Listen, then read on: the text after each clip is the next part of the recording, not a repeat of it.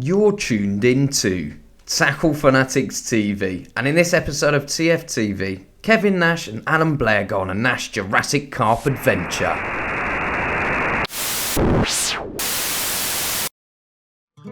Fishing La Gomera was an experience I will never forget. It was like stepping back in time, and the carp, they looked prehistoric. A couple of years ago, I visited Gran Canaria for a holiday and met a guy called Dave Beecham. I got on extremely well with Dave and his missus Alison, and a year later, Nashy visited them. They taught carp and knew a lot of the same people. One thing led to another, and they both reminisced about a story of a lake they'd once been told about. Dave ended up hunting the lake down, and with a couple of friends that lived on Tenerife, Ian and John, they began to fish it. With results almost immediately and fish landed to over 60 pounds, it wasn't long before Kevin and I quickly jumped on a plane. With the scopes in a tube and a bag full of bait and tackle, we headed over to Tenerife.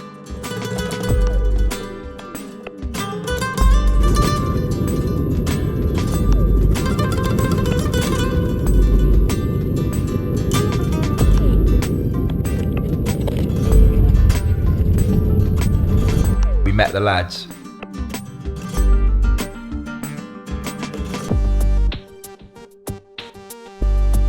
After a short ferry ride through the mist, we ended up on an island called La Gomera, Jurassic Carp. Bit diverse, isn't it, Alan, eh? The lake was situated at the top of a mountain with a remote village using the water as their source of survival. We knew the lake contained these prehistoric carp, certainly almost unfished for, in a home that consisted of bottomless depths and an underwater village for snags, an environment just perfect for carp to grow to very large proportions.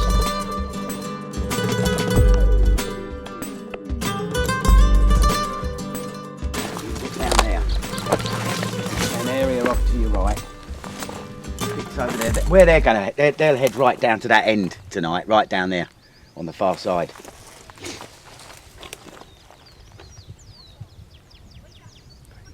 That's where I lost them two fish from, over there. There's your two palm trees, yeah, right. They were underwater about 4 foot.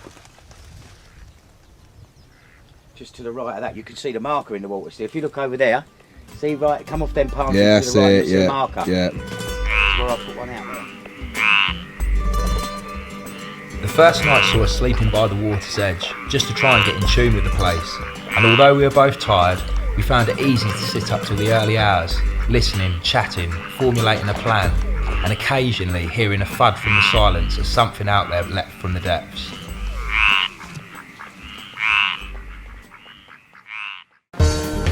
Morning came round quickly, and we eagerly loaded the boat and set off in search of the best vantage point covering the maximum amount of water.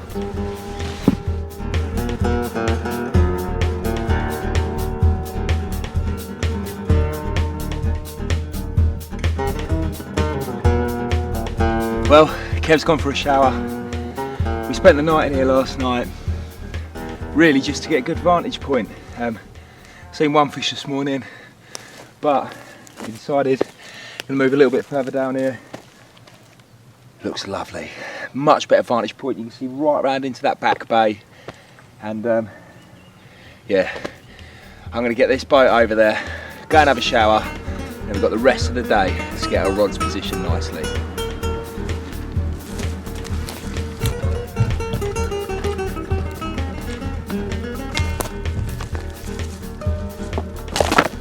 We pitched up on what we believed was once a small mechanic's yard or very basic garage, and as we fumbled to get our brolly stable in the rocky substrate, we pushed our bank sticks into the ground, realising it was safe to say no one had ever fished here before.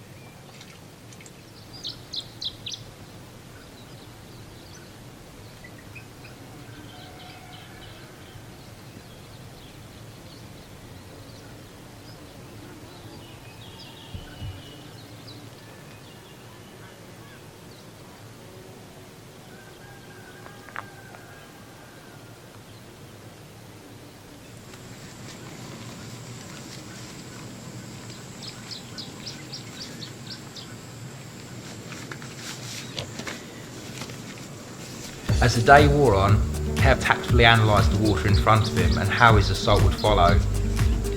I, however, began getting restless and needed to go and explore.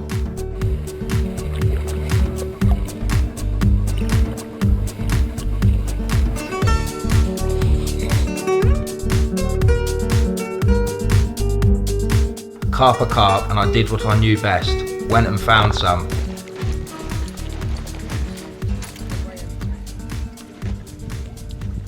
Padre. Mamma Padre, no?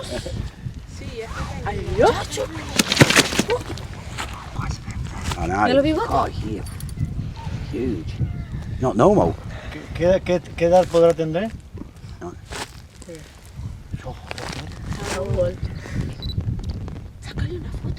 Saca una foto a él. You want to come in for the picture? You want to go for the picture? Come on. Venga, Ro. Say cheese. That's a good picture, that. In the whole time we were at the water, I never saw a soul until that moment I netted my first fish. They were really happy to see that fish.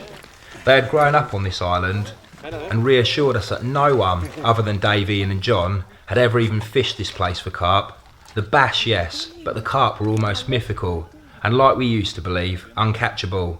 They explained that the fish I had, though, was nothing other than a baby. What do you want me to do now? Just press? Leave it, mate, it's running. Oh, is it? There it is, first fish. I've just been up for a shower in the beautiful little apartment on the hillside, and as I walk past I see a few fish sitting in the weed, and I couldn't resist just lowering a bait on their heads. Real simple. I grabbed a pop-off off Dave and hook, tied it on the line, and yeah, just laid it on his head. And he's hungry, he come straight up and nailed it. Certainly a small one in comparison to the photos that Dave and John and Ian have showed me, but we're off the mark, mate, we're off the mark. See, it's bloody warm, isn't it? Bonito, muchacho. Nose? Yo.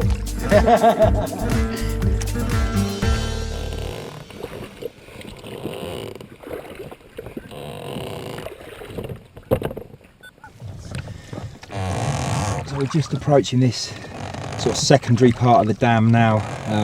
There's a very large bank of weed up here, and I found almost a tunnel going through it, and I positioned baits at either both the entrance and the exit. I'm actually using some rather large floats to keep most of my line out of the water, and I'm just going to try and show you these now. Basically they're keeping everything hopefully away from the snags and stuff. There it is there. So I've got my lead coming up to that, and then it runs all the way back to the bank. Great way of fishing. Really does prevent you from getting caught in all those obstacles down there.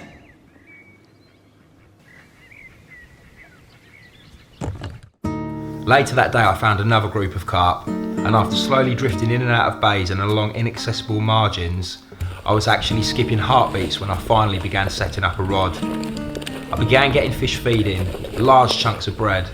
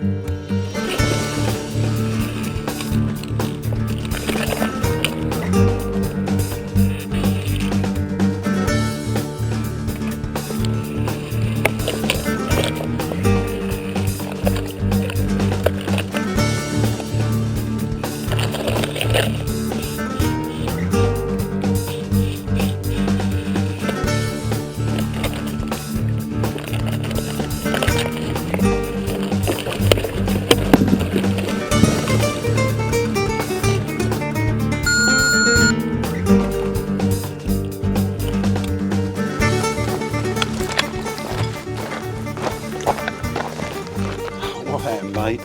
Don't care. I've gone and checked my spots. 2 up by the dam, further around by the birds. Nothing's been touched, same as yours. I ain't got down on the grub yet. And I've basically done a full lap of the lake, and I've come down this sort of long bank here, and I've seen 2 fish. Come back, see you, grabbed a rod, grabbed a hook, grabbed some bread, my take anywhere rig, slow sinking. And I've gone back over there. They're still mooching about on this ledge. What sort of size are these fish? Oh, I don't want to talk about it. Massive, mate. Colossal. Colossal. Right. I've parked the boat up. Safe to say those doubles then. You know when you just want to cry, like. Yeah. I parked the boat up, and it's inaccessible. You know, we can't fish along there. It's all brambles and. Yeah, parked the boat up, and I've very gently waded down towards where they were. I've made a long cast. So the water clarity, you can see everything. I've made a long cast towards them with a bit of bread. First cast, nothing. I've retrieved it. Second cast, the bigger fish of the 2. It's taken it straight in without any thought. I've hit it. It's dropped off the ledge and just dived and dived and dived and dived. I've got it on. I couldn't. Probably 30, 45 seconds. Long enough. Never got anything on it, and it's just cut me off. Sorry, mate. I think there's some really big fish in here, Kev. So do I. And I'll get the baby oil out and soothe you. Don't. You got to lose some, ain't you? I didn't want to lose that one though. Cheer up, mate. I'll go and get you an ice cream. Get a flake in it, please. All right.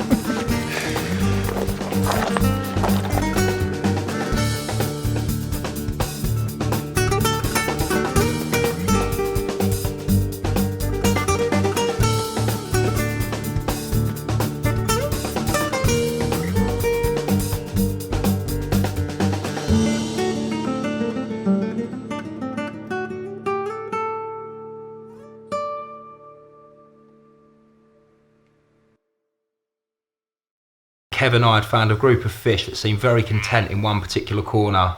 Kev was fishing his rods long across to another area full of submerged houses, and this allowed me to reposition my rods in that corner, nothing other than my bed, rods and boats pointing in the direction of the fish. In the middle of the night, the carp started hunting the bass fry, and all hell broke loose in front of where we were fishing.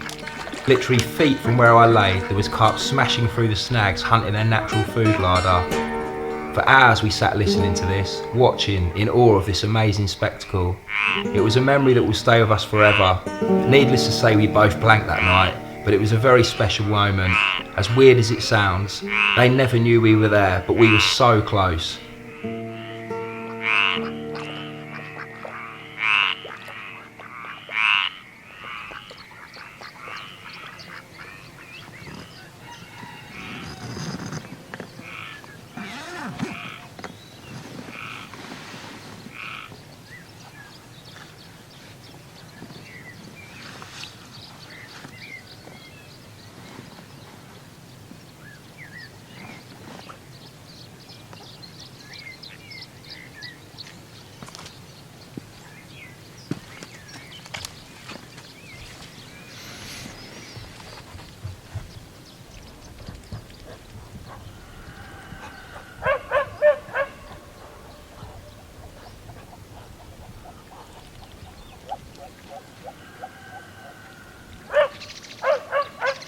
Elections.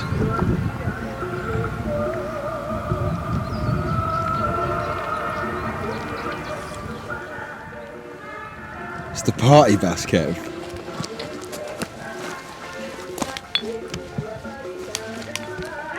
Stupid.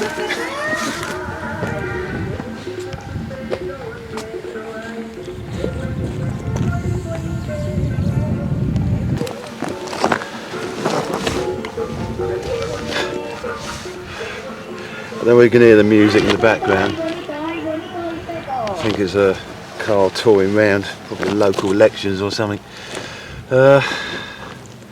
Such a mad place. What is it? 10 o'clock in the morning, third morning, second night of fishing with the rods out. Yesterday at this time I was in my shorts and it's probably 27, 28 degrees. This morning, quite frankly, I'm not too warm. As you can see, I'm all clothed in my hoodie and my old false 10. Not too happy either. Yesterday evening, and I lost the big one. You know, he stalked on floating crust, so he went to bed fairly. I think it's true to say he was upset, probably because he saw the size of the fish he lost. Felt for him. And then 2 o'clock this morning, amazing sight. The fish moved into these snags off this point we're fishing. I can only describe it's like pods of them, like whales. There really is some seriously freaky big fish in this place. It is a freak of nature, this lake, I'm beginning to think. They was here for about 3-4 hours, crashing around. I think they was probably herding up prey fish, and if you like, it seemed like they was pushing them towards a group of fish above my baits really, and then smashing them up and eating them, but whatever. 4 hours later I had a take, and that shot straight into a snag and cut me off as well. So, fish are winning at the moment. Am I peed off? Of course I am, but this sort of fishing, you just got to keep your spirits up and just keep at it and hope that one is going to go right for you.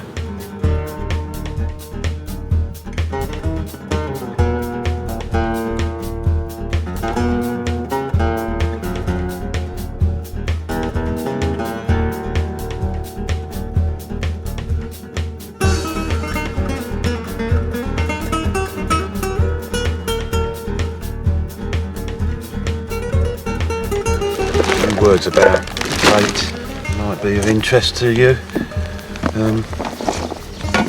Let's go back to the late 80s when I first come to Canaries. Dave Plummer, we brought 20 kilos of the old faithful Scopex boilies with us, a few cans of sweet corn. It was immediately apparent from the beginning that all the takes were coming to the sweet corn. In fact, we bought the island out of sweet corn, spent 180 quid searching every supermarket vainly for sweet corn. Yeah, that's true. I absolutely believe it's the most instant carp bait. We also now put pellet in there. It's not a fish anywhere in the world that doesn't love a bit of fish pellet, fish meal. It breaks down nicely as well. Kevin creates almost like a ground bait, you know. Yeah. And again, the Scopex boilies are yellowy orange colour, so it's kind of hitting on that real visual. For sure, that is an ultimate visual mix. Yes. You know, oranges and yellows and the dark from the halibut pellet, and I'm sure other flavours work just as well. It's just that it is a good one. And all I will say to anglers, if you are fishing kind of unfished waters like this, forget your frozen baits, forget your English baits. It's all about leaking out the flavour and bright visual baits. That's why ready-mades work better than frozen baits. It's about massive high attract, colour and flavour.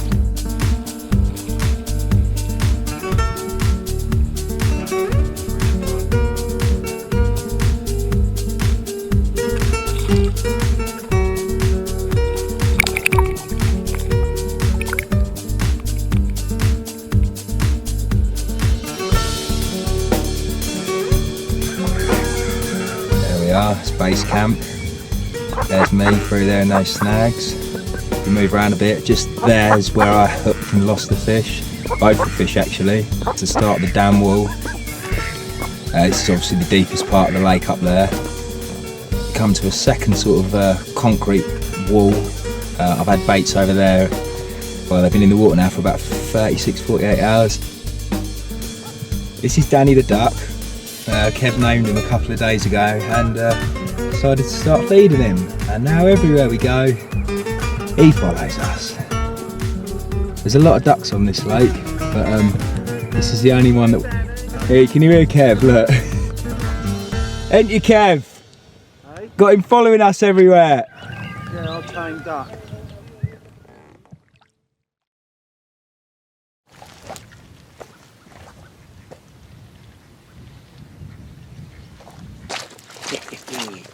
You ain't weighed him yet then? This is on. Yeah.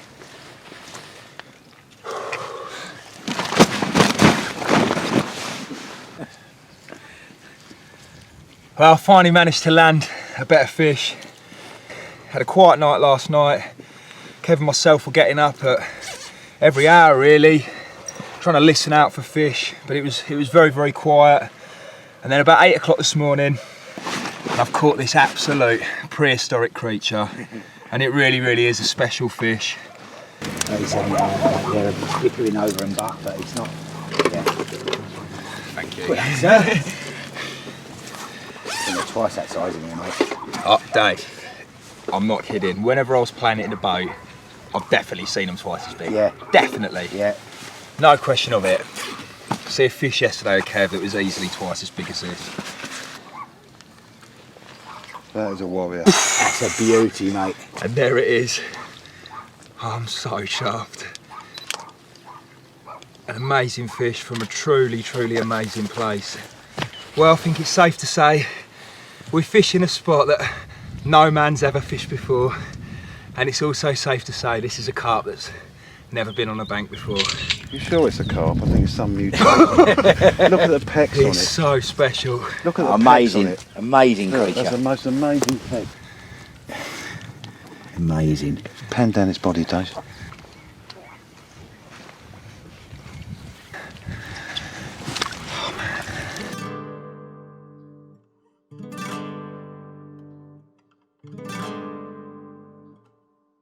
Look at those fins. Amazing. Look at that tail. What a carp.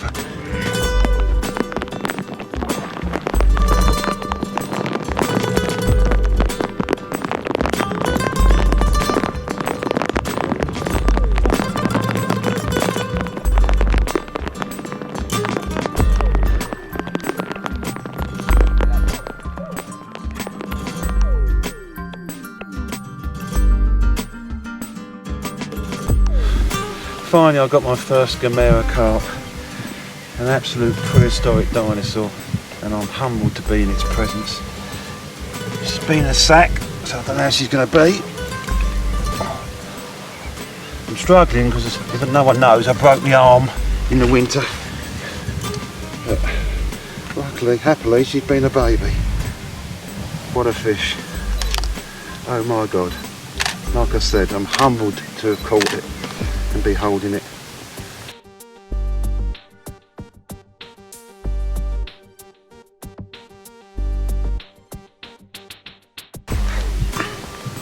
On a greedy pig sweet corn rig, same spot as where I lost the other one, and then my other rod went off an hour later and I lost that one. A bit sad about that, but like I said, at least finally I've got one.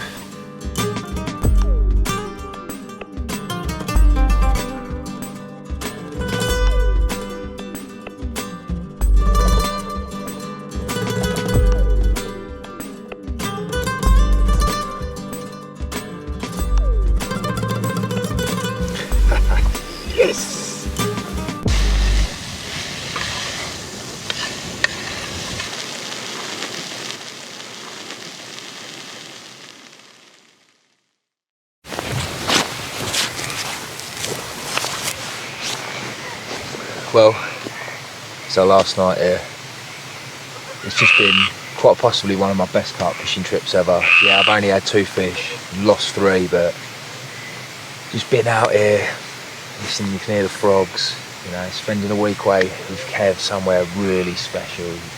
Special environment, special fish, a real special place, and you know, what fishing's all about to me.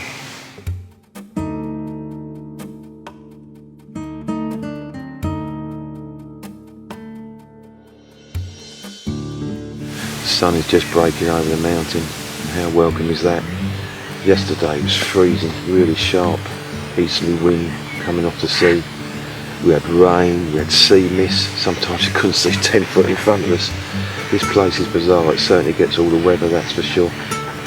Last night was our last night, and we were so full of expectation. You know, we've learnt a lot this week.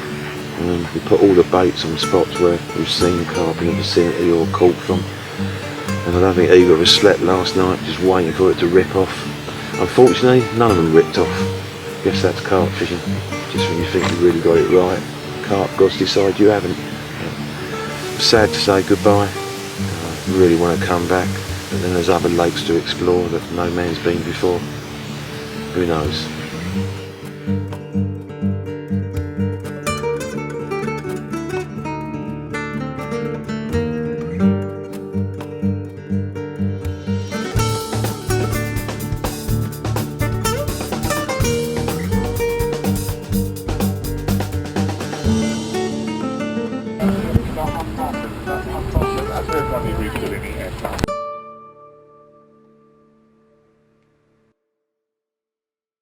Many thanks for tuning into this episode of Tackle Fanatics TV. Tackle Fanatics stock a huge range of Nash tackle and bait at the best prices around. We also stock a vast selection of tackle from all the leading manufacturers. To view our range, log on to www.tacklefanatics.co.uk. Remember, Tackle Fanatics also offer finance to make your tackle purchase more affordable. Tight lines and wet nets from everybody at TFTV.